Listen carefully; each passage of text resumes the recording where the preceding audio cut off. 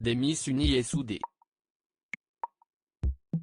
Voilà comment l'on peut décrire l'ambiance qui a régné chez les candidates au titre pour Miss France 2023.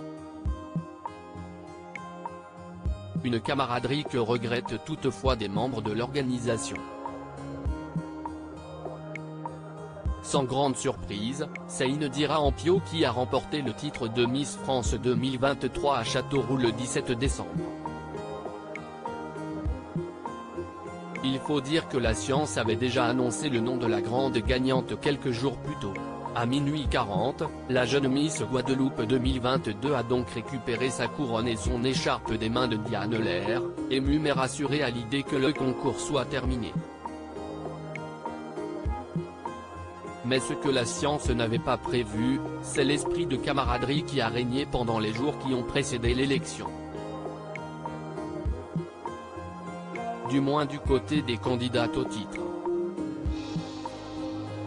Car chez Sylvie Tellier et Alexia Laroche-Joubert, ce n'était pas la même chose.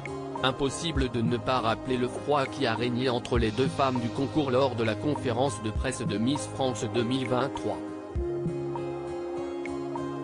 Même combat selon Paris Match entre Sylvie Tellier et Cindy Fabre, sa remplaçante. Selon nos confrères, l'ancienne directrice du concours et celle qui a pris sa place se sont croisées à de nombreuses reprises en coulisses. Mais elles ont toujours pris soin de s'éviter, s'adressant à peine un regard. Ambiance. Des Miss trop lisses. Du côté des Miss régionales en revanche, le mot d'ordre était la camaraderie. La preuve avec Lara Le Breton, Miss Bourgogne 2022, qui a été victime d'un malaise pendant les répétitions du show. Au lieu de se frotter les mains à l'idée qu'une adversaire perde connaissance, les reines de beauté ont volé à son secours dès 17h30. Certaines sont allées chercher du sucre pour remettre Lara Le Breton d'aplomb, tandis que d'autres l'entouraient. Les pompiers sont rapidement intervenus sur la scène du MAC 36 pour porter assistance à la jeune femme de 23 ans. Ce n'est rien, juste un malaise, avait finalement annoncé un membre de la production. Des Miss soudées, voire beaucoup trop selon l'organisation.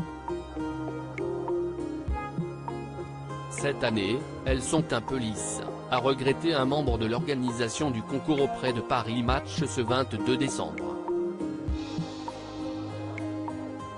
Pas de colle dans le shampoing ou de coups de ciseaux dans les robes, la camaraderie était de mise chez les Miss régionales.